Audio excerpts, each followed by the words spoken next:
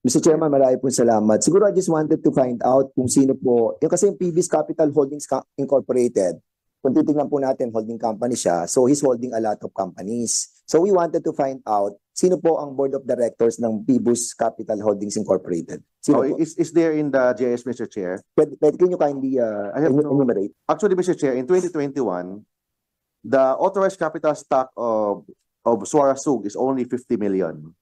Yes. Then we I know that. applied for future subscription to 500 million. Correct. Yes. So the paid up capital for Phoebus, the investment is 300 91. 300 million.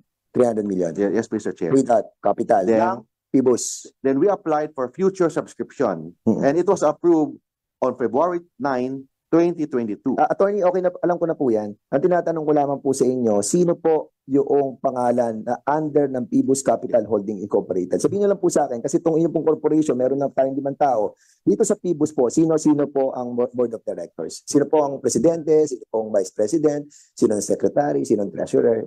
I have no record as of today, Mr. Chairman, about Phoebus. Sige. But maybe we will submit that, Mr. Chair, in our Yeah. next session. Okay, so